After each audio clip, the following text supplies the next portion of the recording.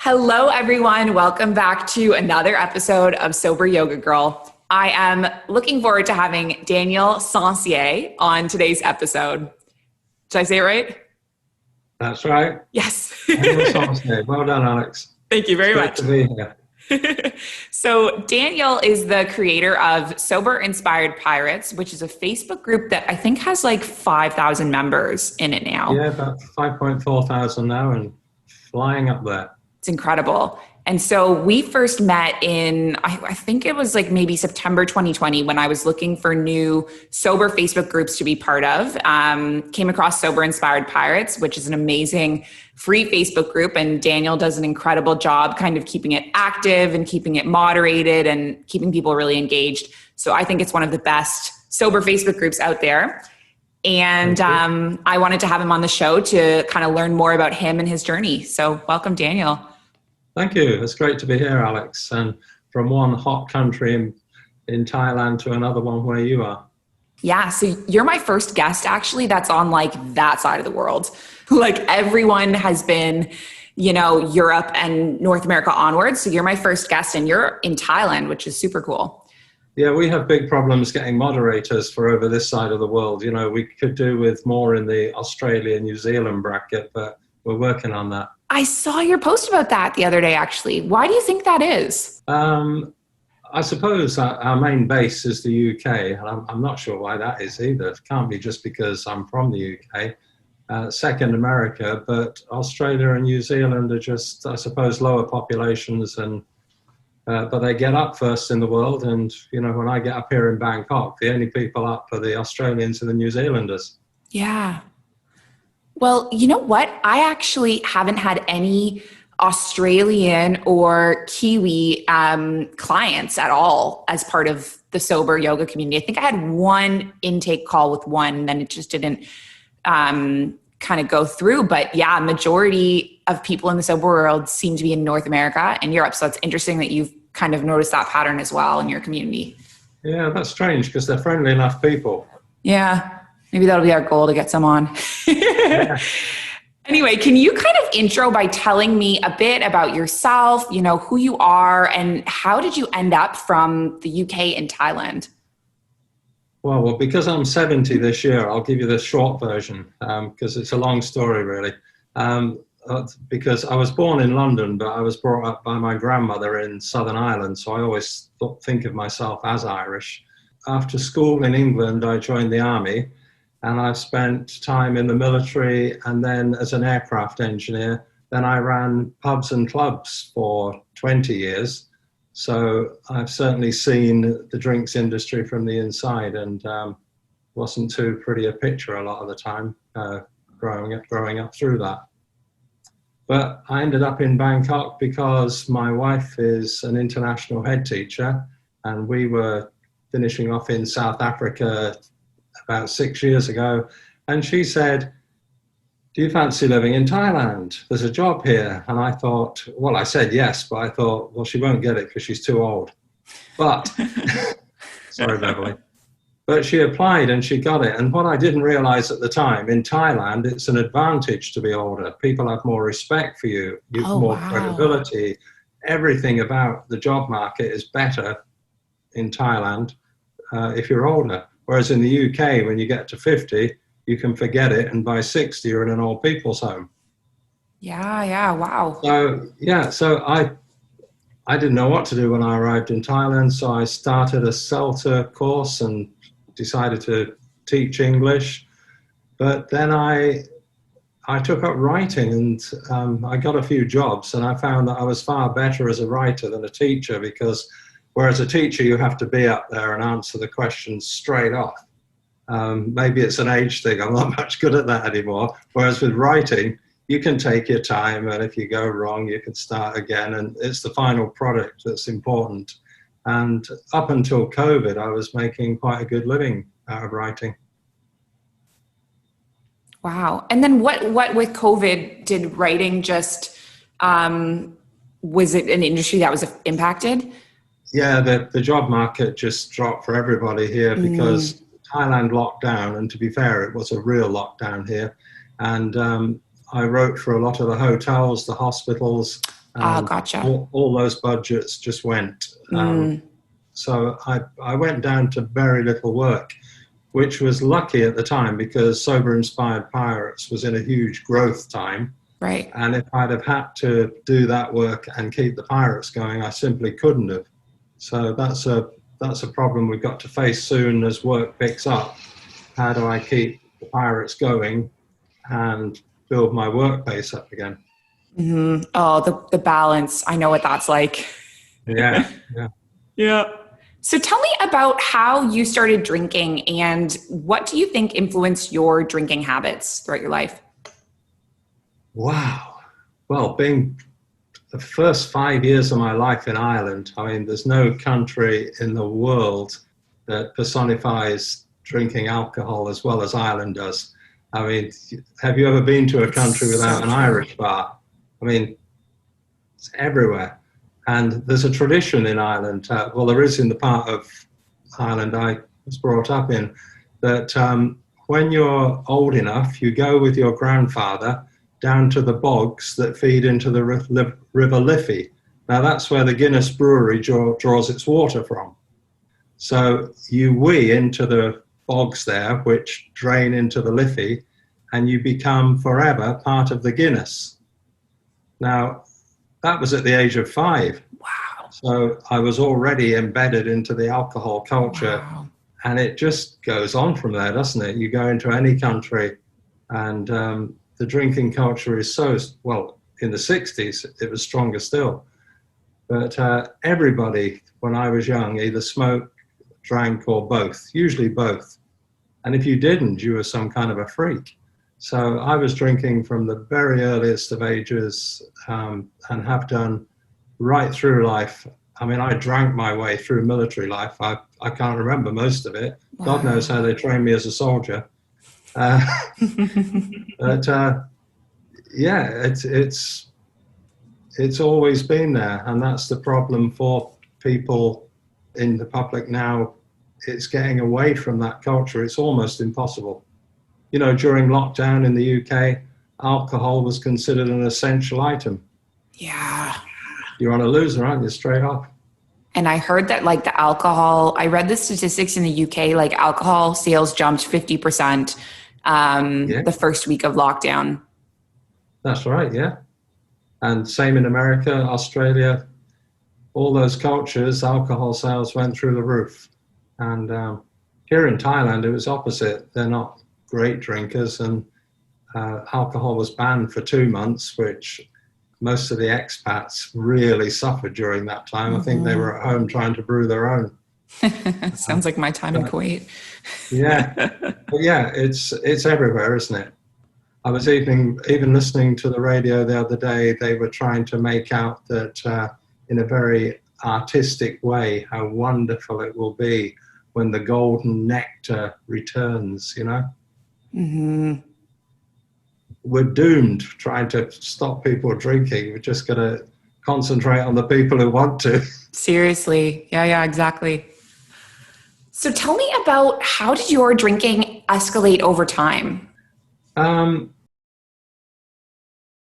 like I said, I drank right through my army career. But when I was in engineering, I started to have young children. That didn't stop drinking.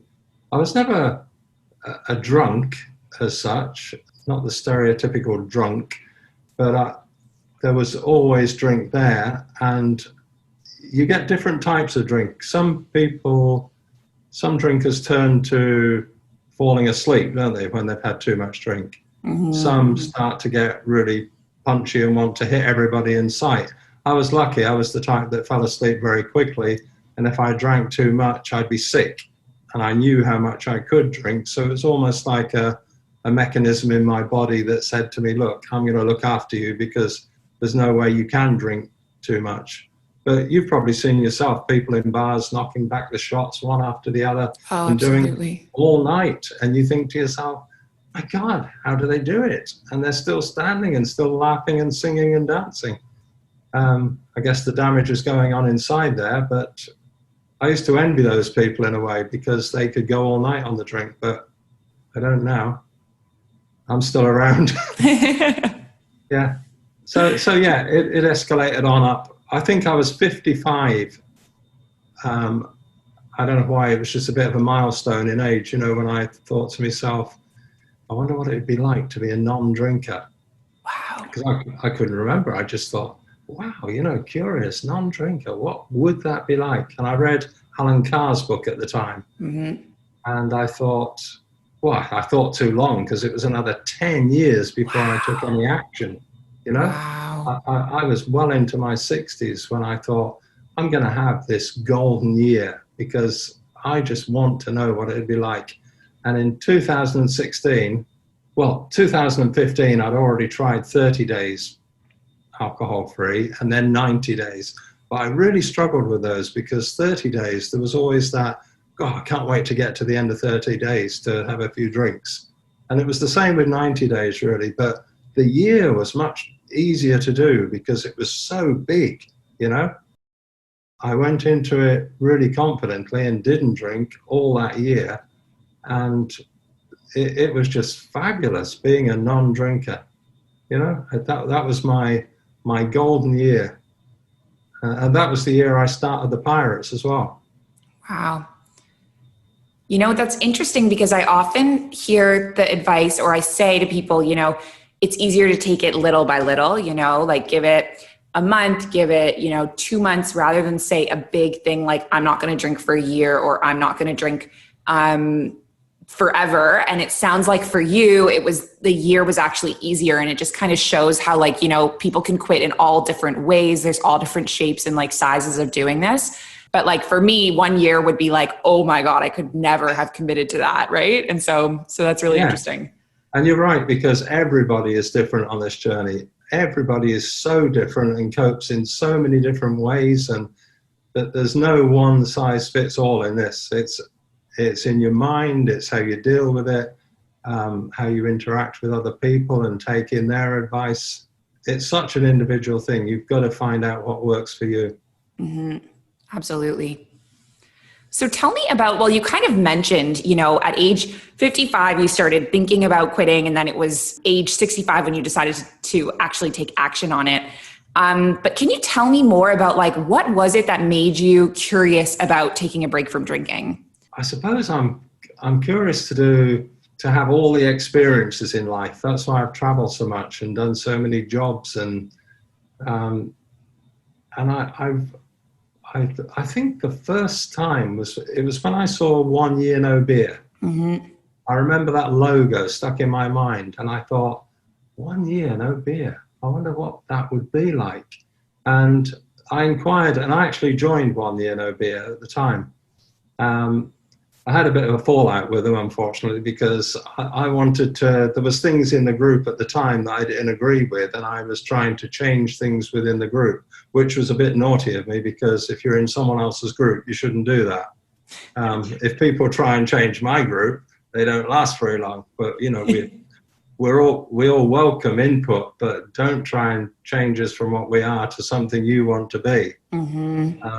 So 1 year no beer cast me out. They blocked me, and I woke up one morning, and I likened it to being on a beach, a deserted beach. And I looked up the beach, and in the distance, I could see some others who'd been thrown out as well. There was about 50 of us who they ejected all at the same time. So I got together with a lot of those, and we formed our own group, and we decided to call ourselves 1 year no beer Pirates. We didn't want any more than just us, because we just wanted to do that 1 year without beer as a group. That was it. So you were in the middle of your 1 year no beer, and they kicked you out of the group. Well, it was at the start. Oh, wow. I didn't know that. So you were like in the middle of doing this sort of challenge with them. And then, okay, that makes a lot of sense. That gives me context into like the need for having another group. Yeah, but I don't blame them at all. I would have done the same if I was them. And after we'd finished that year, we went along, still called 1 year no beer Pirates, and we went along for a couple of years gathering other people, which was never really the intention, because we just wanted to do that year initially. And then eventually we changed our name to Sober Inspired Pirates. just so we could be completely separate from the brands. And our relationship with 1 Year No Beer is pretty good now. So I'm pleased about that. Yeah. I just actually had Andy Ramage on the podcast the other day. He was Andy's a lovely amazing. guy. Yeah, he is. Yeah, really nice guy. So, wow. So that's kind of cool. Kind of shows the story, and, it's been 5 years and now it's grown to be such an amazing, just like free community for everyone to be part of, which is, I think, awesome. Yeah. And you get there's a lot of sober Facebook groups, and I'm part of a lot of them. And what I've noticed about Sober Inspired Pirates is, like, upkeeping a Facebook group is a lot of work. I have my own Facebook groups, and I must admit, they're not very active because I'm not very good at, like, engagement and moderation and, like, all of that stuff that comes along with it. And so it's really impressive that you're managing to do it on a volunteer basis. Like, kudos to you. That's huge. Yeah, it is. Keeping the group active is really, really important. And when I looked at the statistics last week, well, we're always roughly between 70 and 80% active, which for 5,500 people is huge. Yeah. There's other groups out there, without naming any, that have got over 20,000 members and only 1 or 2 moderators. They don't need them because nothing ever happens. Right. But they're just big, especially the ones linked to books, because they've sold their books, so they get them first person in the group, and everybody just sits in the group. Nobody does or says anything. Yeah. But our group is so active, and we've got so many special interest groups. We call them different ships. We've got a book ship, a gardener ship, a parent ship. We've got 30 different ships of special interests where really active admins keeping really good social groups running as part of the main ship, because you're on the main ship still, even if you're in one of those groups. And it works really well, but it is a lot of hard work, and you really do have to keep people on board, and it is full on, full on. Oh, and absolutely. I'm just grateful I've got a brilliant captain in Mo and Lou. They both really help. Without them, I think we'd have sunk by now. But there's also loads of other admins who I could mention who, without their input, their ships would die and the main ship would be a lesser place. So yeah, hard work doesn't quite cover it. Oh, honestly, I'm so impressed with you because it's been my goal to get active Facebook groups going, and I run 3. And they are just like crickets, like, because it requires it's like another job. And I just don't have, maybe when I quit my full-time job, that might be something that I do have the time for, but definitely not right now. So kudos to you for managing that so well. Yeah.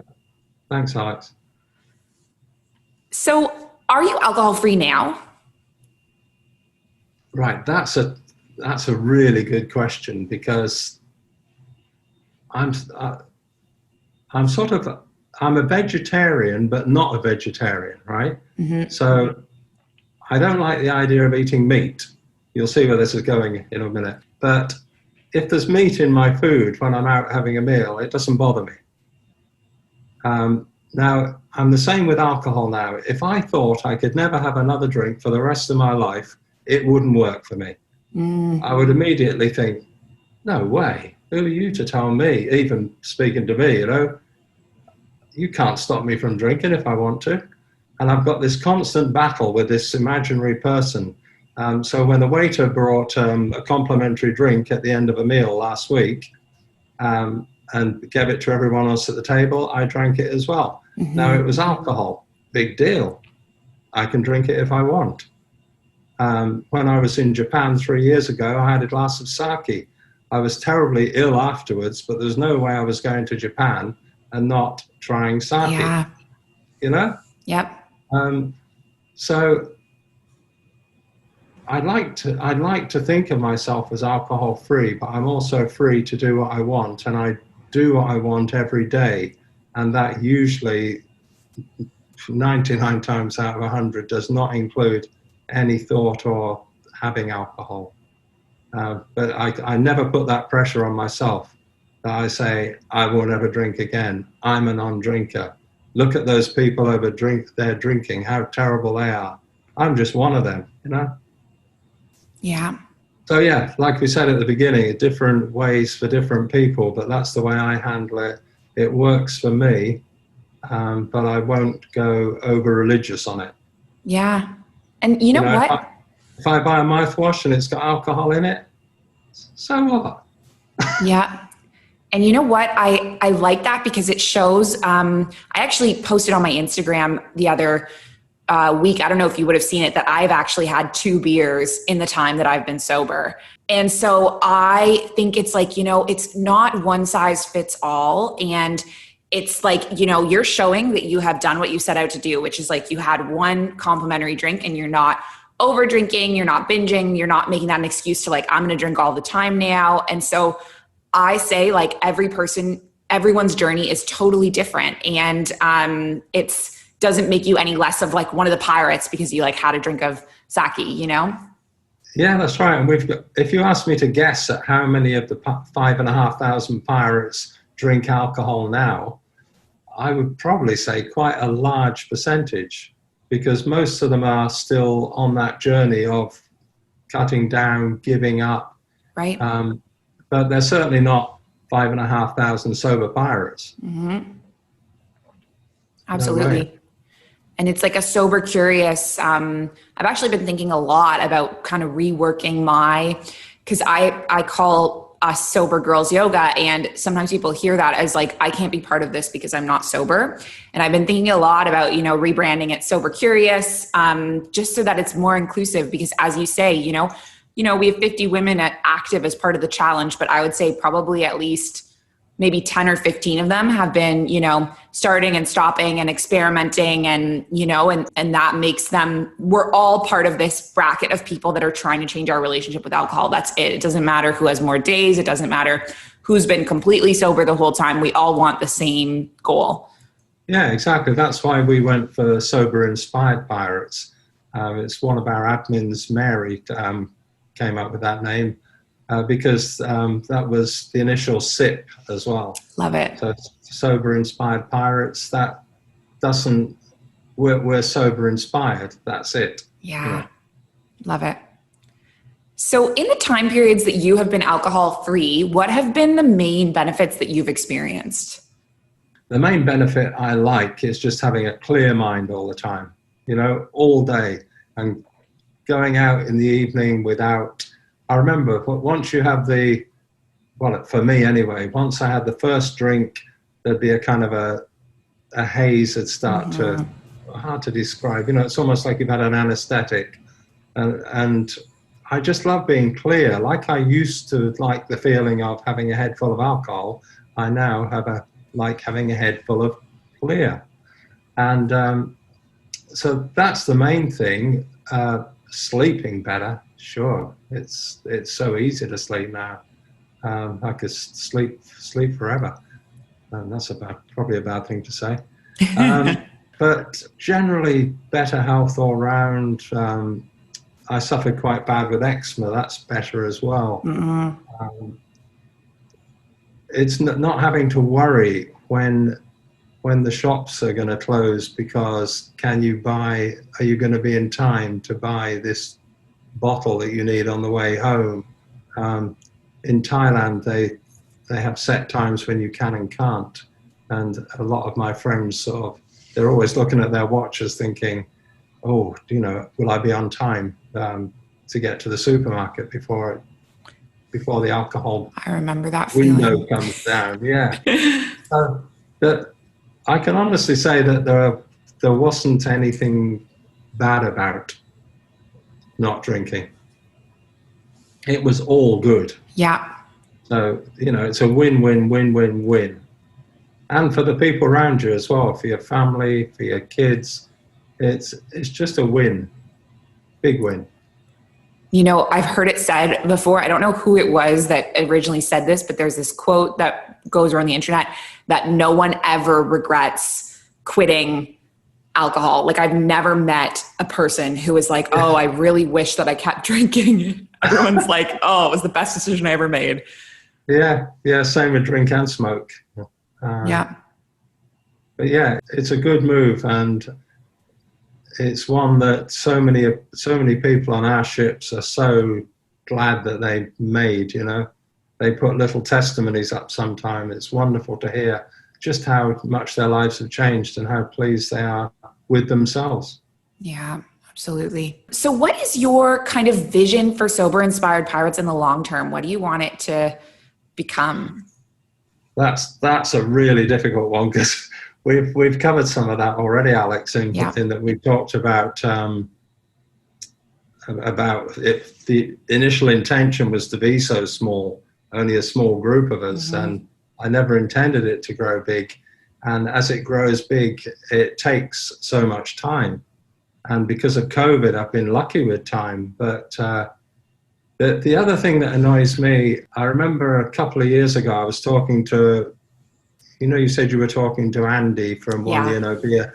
The other director, Rory, I think is. We were talking, he was leading me through what it would be like for my group on his experience from growing One Year No Beer, because they started out free. Right. But the minute they started to charge, they had to start charging because they had families to feed. It had Andy become told their me full-time job. the exact thing. Yeah. They had no choice but to charge. Right. And yet nobody wanted to pay. And it infuriated Rory, I know. And he said, you wait and see. And everything Rory has said has come true, because I'm at a point now where we are so big, I must put probably 30 hours a week. Wow. I'm on here 3 or 4 hours a day, either answering private messages or messages on the site, inventing new things, doing new things. And, we try and remain free to all. But having said that, we've got, I think it's 85 people now who contribute a small amount every month as patrons. And it brings us an income in of about $300 a month. Now, even that's very small, because we've got website costs, different monthly costs like Buffer and Canva. We boost Facebook posts. We've just paid a huge amount of money up front for some pin badges, which if they don't sell, you probably won't see me again. So there is a lot of expense involved. And yet when I asked on the site, which I do every month, if I asked pirates to contribute just £1 or $1 a month, not a week, just a month. Can you imagine how small that is? Yeah. I give that amount to homeless people in Bangkok almost every day. Wow. Well, every day. But out of 5,500 pirates, only 85 are willing to contribute £1 a month. Yeah. I mean, it can't be because they're mean. It's not possible. It must be because they just can't be bothered to go to the computer and, oh my God, it's going to take me at least 10 minutes to set up this standing order thing for £1 a month. And it does great with me, because there's perhaps 200 or 300 pirates who give everything in support. Yeah. Everything, all the time. Most of those give the support money as well. And the rest are quite happy to just take and take and take, often without giving even £1 a month, but often without giving any support to others either. Yeah. So for me, going into the future with this, that I carry that like a pile of bricks. Yeah. And I'm not quite sure. It's almost good to talk about it, because I can play this on my site one day and people will know how I feel. But going into the future, I don't know where it ends, because as my writing picks up, Sober Inspired Pirates, I'll be able to give less time to. Our admins have only got a life shop, to be fair. We haven't had, Mo has been with us for 2 years, but over the past 5 years, I've lost so many regular admins. When they leave, I have to pick up the pieces and try and sort that out. I only see a massive shipwreck ahead. unless something changes. Yeah. I mean, if everybody gave £1 a month, £1, one, less than a packet of peanuts, then problem solved. We could have some paid admins, perhaps. Yeah. We could do so much more. We could have a more active website. But Yeah. I don't want to become like One Year No Beer Massive. Mm-hmm. I want to be the same thing we are and still be open to the people who genuinely can't afford £1 a month. Although in my mind, I've just not imagined that person exists yet, because even if I was living homeless in London, I could make £1 a month on the streets. Yeah. Yeah. So I'm sorry to labor that point. You know but what? I totally get it, because I hit the exact same thing with my business almost a year ago. So when I started the online yoga, I was doing it all for free, and I had like 25 people in a class. Like, everyone wanted to do free yoga on Zoom, and it was amazing. Yeah. And I lost so much money, and I was asking for donations. I was asking for a very small amount. I was asking for $35 US, which is basically $1 a day. And for most people, they were doing 2 classes a day with me. Yeah. So it would be $1 a yoga class, which is like an hour of my time and labor. And a lot of people weren't paying it. Some people did every class and weren't paying it. And that's just that's $1 a day. And I lost $1 a month. And I lost money on the business for the first month because people weren't paying it. And so I was like, I have to change this model. And so I changed the model to a paid model, like almost overnight. And we lost so many people. So many people have never come back, which is sad, because I like miss seeing their face. And I've done exactly as you said. Like, I've made it, if you can't afford, you can do volunteer work. You can still be part of our community. And a few people took me up on that, but a lot of people just never came back. And there's something about like people expecting free work on the internet. Like, maybe it's the way that the internet has like blossomed up, but I completely 100% like know what you're talking about. And actually it's making me feel like, oh my God, I need to give $1 to you. I need to become one of your patrons, because I should, because I have benefited from your community. And it's like, what you're describing is exactly what I've been through, and I know what it feels, and it's not going to cost me to just, chuck $1 in. Do you have an automated subscription? Can I automate it? Yeah. Okay. Because that's going to be, that's the thing. Patreon. Yeah. I'm exactly the person you describe of like, this is too much work for me. So if I can automate this on my credit card, done. I don't think it's because people can't afford $1 a month. I just think it's because it's such a small amount that people don't think it's worth them doing it. But if 3,000 of them did it, my God, I'd be here in a proper pirate suit. And you know what? I've experienced something massively similar in that with my podcast. I was trying to get it on the top charts. I kept posting to the whole Facebook and Instagram, can you review my podcast? No one did. 2 people did over 6 weeks. So I started personally messaging people saying, hey, can you review my podcast?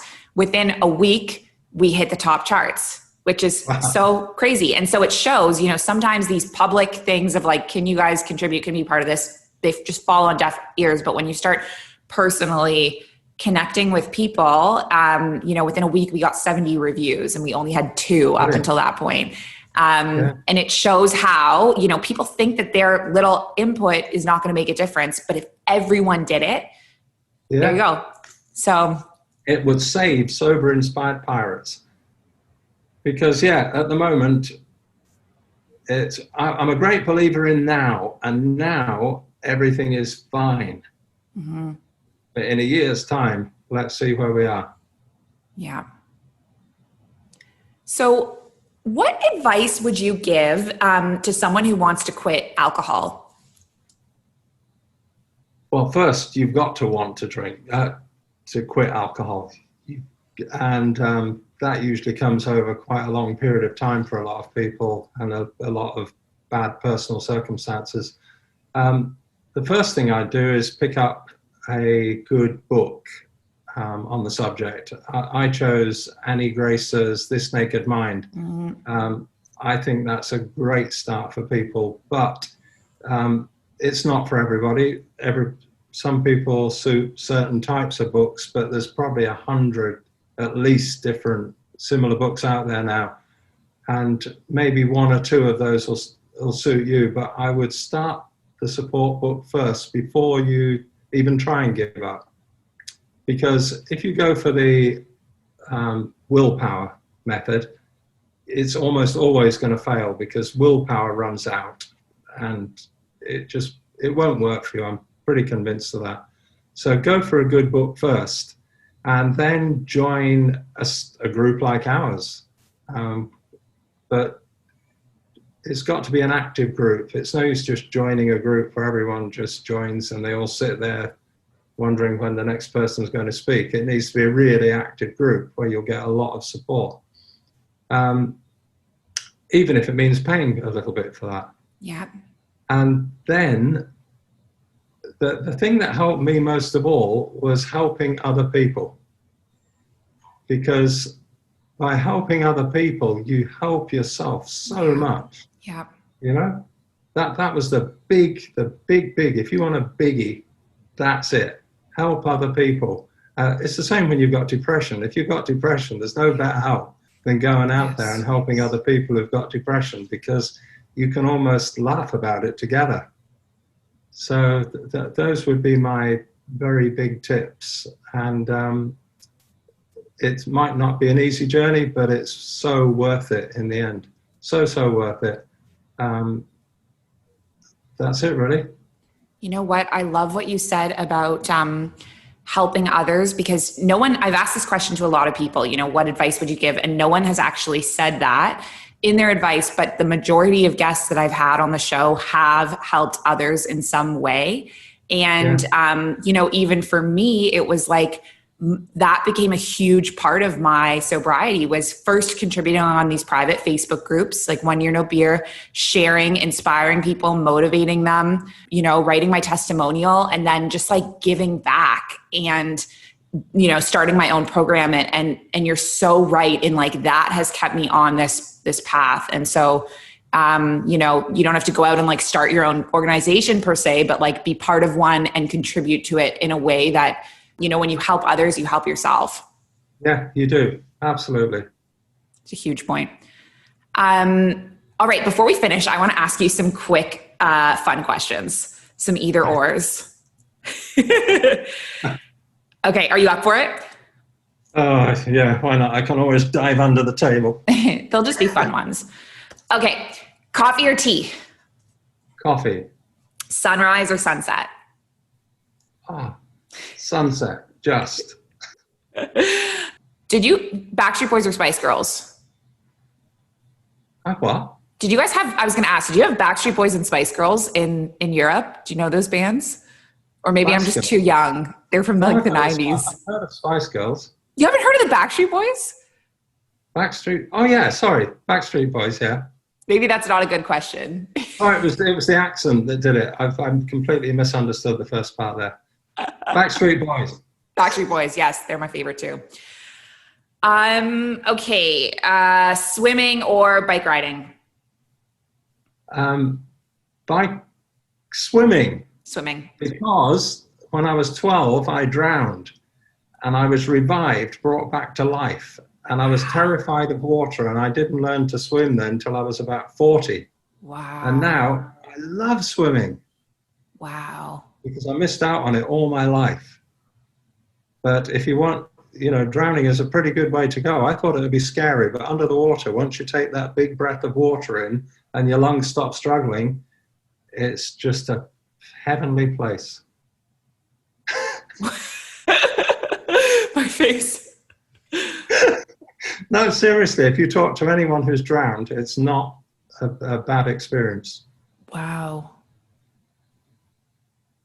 Oh, more on that later. Yeah, which proves that water is worse for you than alcohol. All right, one more either or. Snow or the beach? Snow. Snow, really? It's been so long since I love snow. I'm the opposite. I was expecting you to say beach because you're in Thailand. But... No, I'm sick of beaches. I can go to the beach any day. I can go now. I can fly to a tropical island in an hour, any direction. But snow, what I give to just roll in snow right now. Oh my God. Probably Wow. change your mind after I've had it back for a few months. Yeah, you're like, get me out of here. Well, Daniel, thank you so much for being on the show. This was an insightful episode. I'm going to put the link in the show description to join the Facebook group if any of our listeners are interested in joining. If you join, listeners, make sure you contribute to the Patreon. And and I hope to see you and chat with you again soon. Yeah, it's been great meeting you as in person as you can meet, because I've wanted to meet you for a while. So it's great to meet you, Alex. Yeah, you as well. You're as animated in real life as you are in still. Oh, thank you. All right. Take care, Daniel. All the best. Bye-bye. Bye.